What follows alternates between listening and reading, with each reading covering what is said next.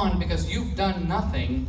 Coming back to my Dartmouth example, you have not figured out how to make their life miserable. That's what you have to do. Let's think of what the left does. How did the left get Mike Lindell canceled out of Bed Bath & Beyond? Let's think about it. Mike Lindell has a huge section, Bed Bath & Beyond, selling tons of merchandise. They're begging him to have his products in the store. All it takes is 10 leftists somewhere decide, let's form the Committee Against Racism. Then they call up Bed Bath & Beyond. You have now been identified as a racist corporation by the Committee Against Racism. We have passed a resolution, 5 guys. We're going to be announcing a nationwide boycott of your stores starting on Monday unless you cancel Mike Lindell. This is what I call power. Because the moment they do that, suddenly there's a Zoom call going on with all the directors of Target to figure out what to do. We have nothing on the equivalent to put that kind of pressure. Because we don't think what do we have that would cause them to jump.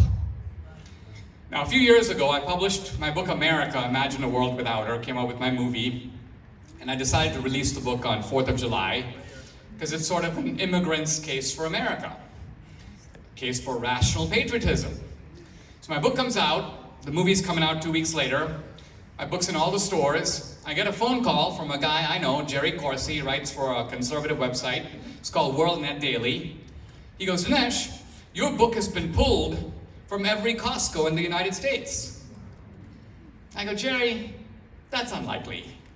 I go, first of all, Costco doesn't have many books. They're not a bookstore. They don't have to even order my book. But my books sell well in Costco, so they've ordered my book, which they didn't have to order.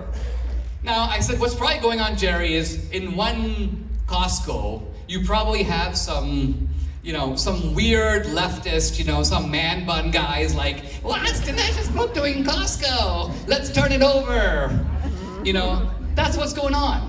He goes, no, Dinesh, that's not what's going on. You will not find your book in any Costco right now in the United States. So that gets me thinking, how could that come about?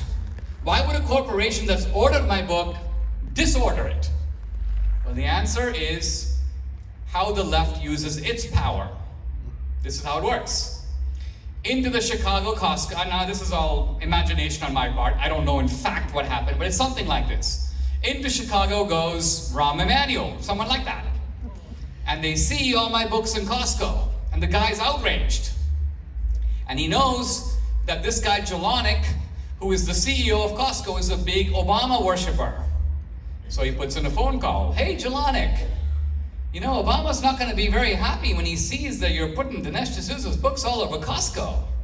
That guy goes, whoa, I don't want to offend, the Messiah himself. Let's pull the book. So that's power. They're using their power. This is what's happening behind the scenes. Now, what do? So Jerry Corsi's like, I'm going to write an incendiary article in World Net Daily, and I'm going to get people all riled up. And so he does. He's a really good writer. And there's a torrent of fury at World Net Daily, like 1,000 people on that website commenting, outraged. Let's cancel our Costco card. But Costco doesn't care because it's World Net Daily. But right in the middle of all that, somebody on that feed has, I will call it a genius idea. Their idea is, let's not foam at the mouth over here. Let's mosey on over to the Costco website. Now, as it turns out, Costco does 1/2 of its worldwide business on the Costco website. And so this angry snowball begins to roll toward Costco, now picking up snow along the way. By the time it gets to Costco, it's not 1,000, it's like 14,000 people. And these 14,000 people go berserk and they trash the entire Costco site from top to bottom. Not just about my book. They go and review every product in Costco. The grills don't work, the food stinks, cockroaches everywhere, Costco sucks. I'm an executive member, but I'm going to be cutting up my card on video. Watch me, here I go. Now remember, Costco makes thousands of dollars over each executive member. And can you imagine if anyone comes on the Costco site and they see this absolute consumer revolt by Costco people? So literally within 24 hours of that happening, I get a phone call from the head office of Costco in Seattle. The CEO, Mr. Jelonic, wants to meet with you immediately. He's sending you a first-class ticket to fly from San Diego to Seattle. So me and Bruce Cooley, my partner in movies, we go up there, we walk in. This guy is, first of all, he's totally disheveled. I mean, he looks like, Jim Cramer on CNBC. His tie is down to here, he's sweating, and he looks at me and he goes, "You're destroying Costco!" I'm thinking to myself, I am single-handedly destroying a multi-billion-dollar corporation? This is great! I'm like, this is fantastic, who's next? So we sit down, and he tries to blame, "Oh, you went on Hannity, you're bad-mouthing Costco." I said, "Listen, you, Mr. Jelonic, are the worst CEO in America for the simple reason you are pissing off your own customers. That's who's on your site, cutting up their card. They have to have a card to do it." So I said, "You are upsetting your own base." And he goes, "Well, if this continues, I'm going to be out of a job." And I'm like, "Look, this is between you and your customers. Frankly, I didn't create this big hubbub, but you're the one who's going to have to deal with it." So I fly back to San Diego. The moment I land, my publisher calls me, "Dinesh." They go, "What did you say to him?" I'm like, "What?" They're like, "Well, Costco has decided not only to restore your book in all the stores, they've ordered 25,000 more copies. And when we told them that your movie's coming out in 2 weeks, they've agreed to build a special standee to put just your movie. All the other videos will be on the big table, but this is for your movie alone." Now, the interesting thing is, since then, 6 years later, I've had excellent relations with Costco. All my books are always in Costco, no problem. Now the key is, when that controversy was raging, my film guys were like, "Dinesh, you should go to the San Diego Costco and cut up your card." And I'm like, guys, I'm not gonna do that because my goal is to bludgeon them a little bit, but it's to actually bring them to their senses. I'm not just trying to antagonize them. I'm trying to convince them that this is a bad thing for them to do. And having done that, my mission is complete. So what I'm getting at here is, I think, interestingly, what I just told you could be like a case study at Harvard Business School. Because it's a case study in social media and the power of social media, but the key point is, you have to laser-like focus on the target. The target is not to rail on Breitbart, no, it is to figure out where Costco is and put the pressure there. That's why it worked. That's why it was so effective. Now,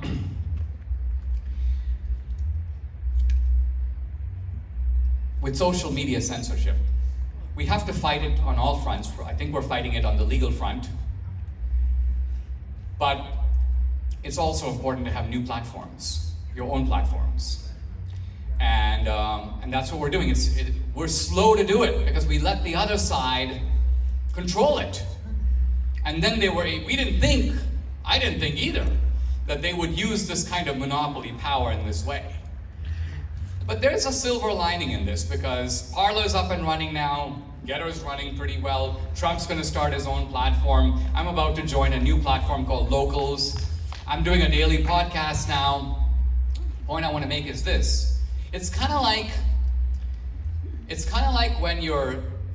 your parents kick you out of the house.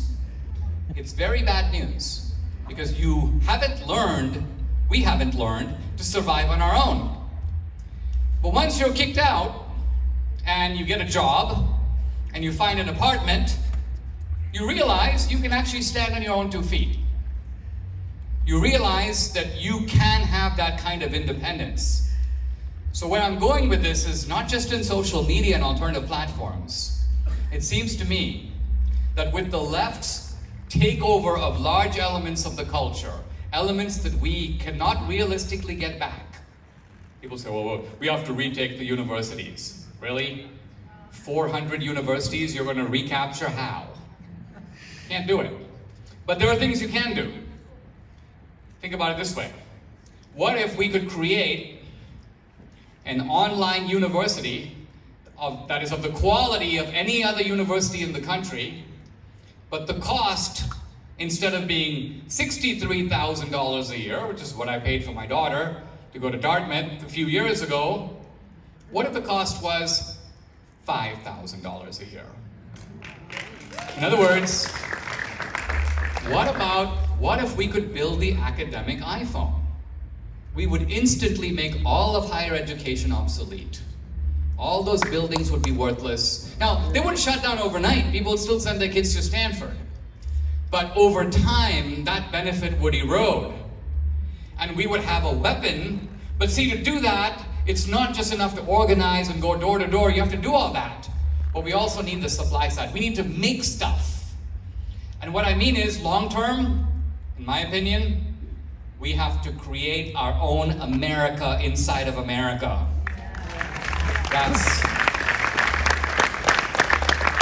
This is how we secede without seceding. We create our own schools, our own universities, our own movies, our own comedians, our own entertainment.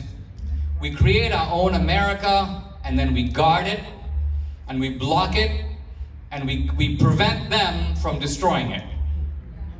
That's our best option. But it takes, this goes beyond Trump. It is looking at the longer term. It is actually a way to coexist with people who otherwise will trample all over you. What they want to do is indoctrinate your kids at your expense. What they want to do is make up into down.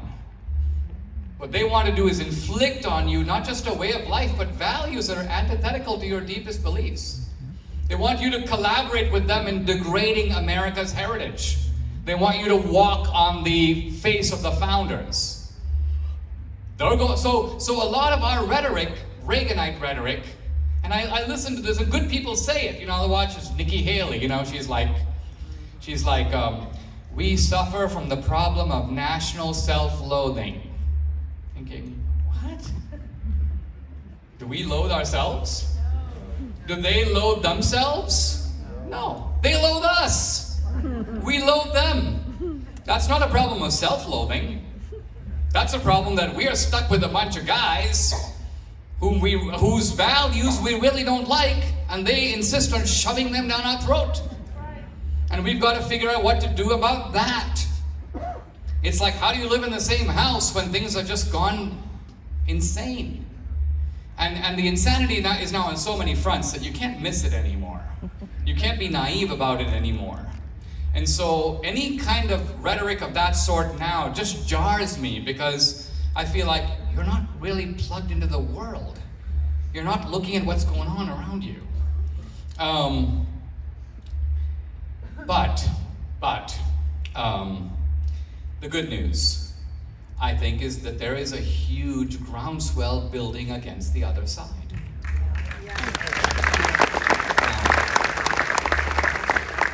In my view, the key to the Republican future, middle-class and working-class Americans and Hispanics.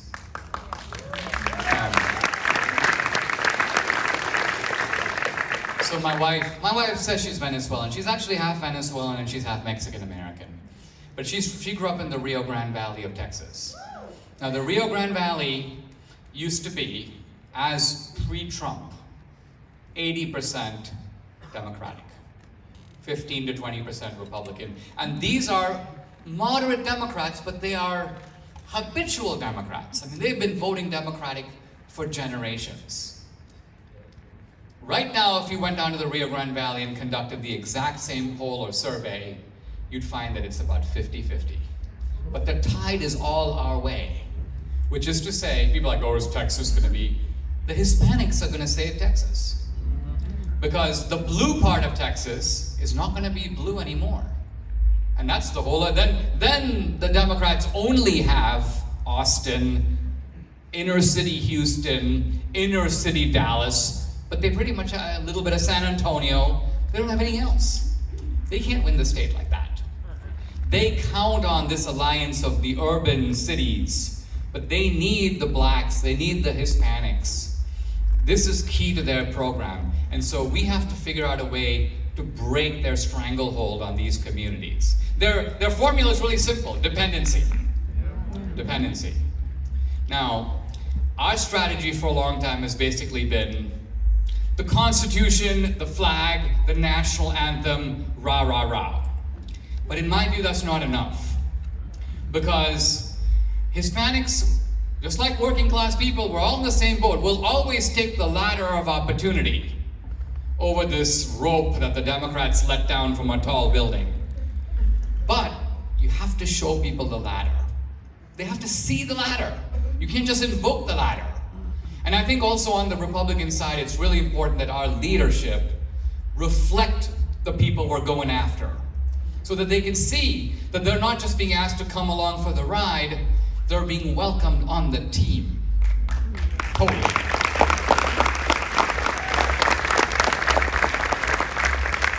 So this multiracial American nationalism, I think, is the key to the Republican voice going forward.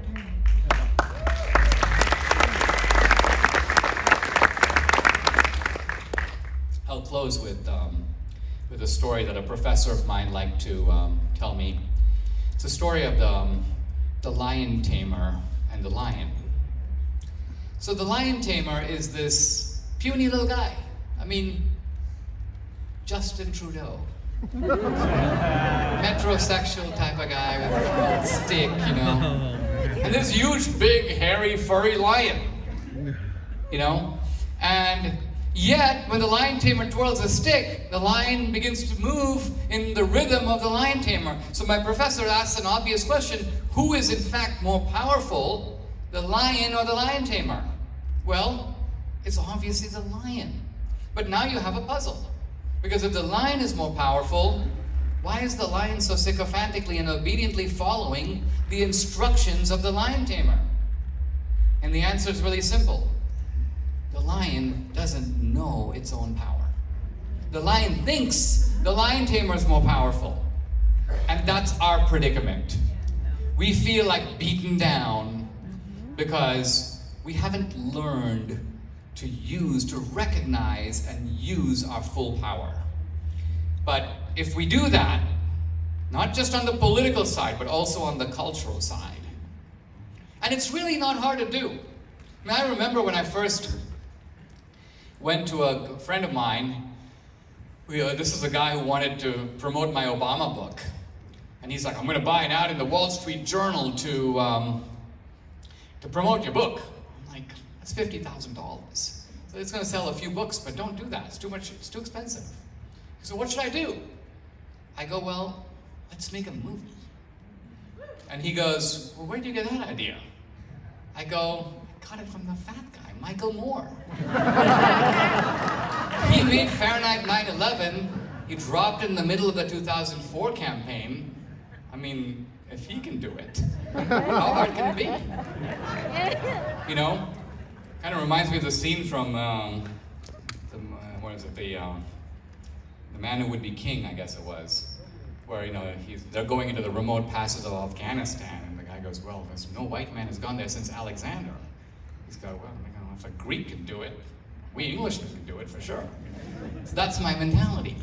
So my point is, there are lots of things we don't do, but we've got lots of talent on our side. It's just not honest.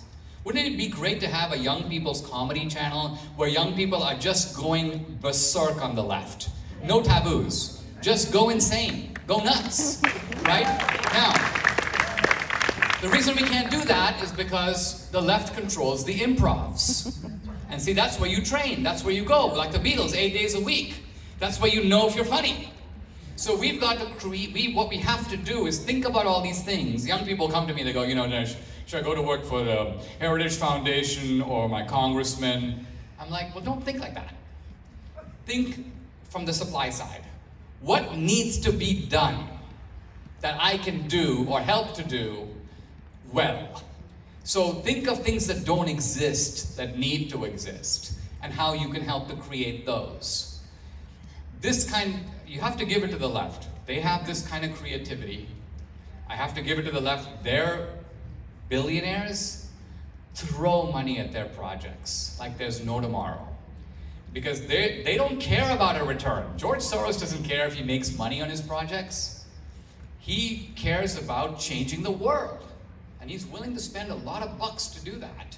We've got to convince our guys who have the same amount of dollars to do that. They're not used to it. When I talk to them, they look at me like, I'm from Mars. And sometimes they say things that tell me that they're not plugged into popular culture. I remember a few years ago, just right after I did my Obama movie, I went to see this billionaire in New York and to talk to him about getting the movie in the hands of the Romney campaign. And this guy comes in and he's like, first of all, he doesn't even look at me, he's looking at the ground when he walks in. So I'm like, strange, but okay. So then he looks up and he goes, what do you got? So I'm like, well, I've made this movie about Obama, and I said, I've sent you the trailer, you have the movie and stuff like this. He goes, nobody watches movies anymore. Nobody watches movies anymore. What do you even say to someone who says this? So, I just had that, what me worry look on my face like the Mad Magazine guy, I didn't know what to say. He goes, Dinesh, in today's era, people want to watch 90-second videos. I'm like, I make 90-second videos, they're called trailers. They're used to direct people to see the movie. Because see, my point was that having made a movie about Obama being an anti-colonialist, that's such a far-out idea. It needs some explanatory power behind it. You can't tell the story in 90 seconds. So here I am banging my head against the wall on somebody who can really help me, but has no clue about what the culture is all about, no clue about what people watch or don't watch. Think that the entire culture changes its mind by watching a 90-second video.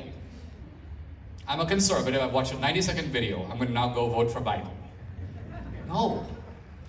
So what the left does is you have to admire their creativity, their investment in their cause, their unbelievable tenacity, and the way in which they will go to the mat for what they care about. Look at their team. Look how hard they fight. If it was January 6th on their side, they would have made all those guys into heroes. Think about their heroes. George Floyd. They take people far more disreputable than some guy with a shaman going in, with feathers and taking a selfie. We have to run away from that guy. Oh, we can't touch him. He's crazy. He's a QAnon guy. This is how we think. The way they think is, if we can take this whack job QAnon guy and make him cool, all the rest of us are super cool. Yes. Look at our achievement. We've taken George Floyd, home invader, and we've made him the new Martin Luther King. You have to admire that they can pull that off. It's unbelievable. But they only do it because we let them. We're scared of them, we cower, we let them do it. We try to find a safe path. All our leaders are the same. They all have the same timidity. Because they know that they can be trashed by the media. Mitch McConnell, well, how do you explain his behavior? Part of it is this. He knows that if the Washington Post attacked him relentlessly for 8 weeks straight, they would destroy his reputation and his own side would bury him. And I'll close on this, I've been going on a little bit, but this is why Trump was so indigestible to the other side. Because let's take the Stormy Daniels situation. Let's go into some sensitive topics since we're leveling with each other here. So the left had a formula that works 100% of the time. Now, frankly, they're not bothered by Stormy Daniels. They don't care about the perversion of Stormy Daniels. They're much more perverted than Stormy Daniels. Much more. But they know that we are bothered by it. Why? Party of the straight-laced people. Party of the evangelical Christians. So their strategy is really simple. Let's find some conservative who's got some shady dealings with a Stormy Daniels type and go, ha ha ha, Stormy Daniels. And then stand back and laugh your head off because their own side is going to make a big circle and knife the guy. Because that's just what we do on our side. And the left knows it and they count on it. But the one person who didn't really work with is Trump. Hey, Mr. Trump, we got something for you. Yeah, what? Stormy Daniels. Here's Trump. What else you got? The genius of Trump was that he, well, I have to be blunt about it, he figured out a way to morally lower the bar a little bit. And then he jumped over it. Boink! And the other side was like, what? What happened? What just happened? This formula always works. But it's not working now. When you're in a battle, you need troops that know how to win the battle. We're not in a stage where we want to be running around. This is like people who run over to Abraham Lincoln. Mr. Lincoln, it has come to my attention that General Grant is an alcoholic. He said unkind things to his wife. He ran his store into the ground and made it bankrupt. Lincoln's like, who cares? The guy can fight. And we're in the middle of a civil war. Come talk to me afterward about what he told his wife. I think we're in the same situation. We are in, you could almost call it a little bit of a political Cold War. It's raging, whether you acknowledge it or not. Acknowledging it is the first step to getting ready for it. When we get ready for it, we're like America, by the way. The Republican Party is the party of America. Years ago when I spoke at Harvard, a young South Asian woman came up to me. She goes, Dinesh, I'm an immigrant.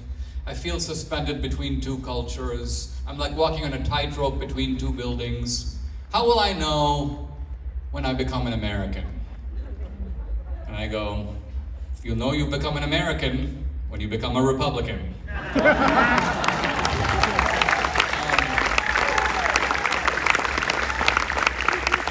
But America has been a party America's a country slow to anger. It takes a lot to get Americans roused up. I mean, think how late we got into World War II. I mean, the gas chambers were raging. Hitler was doing his thing.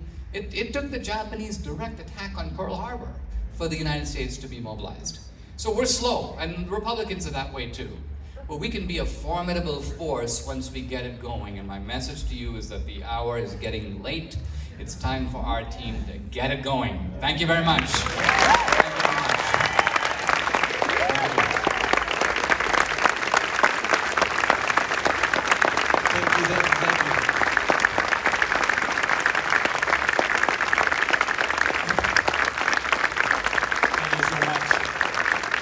You did a great job, Didi. Thank you.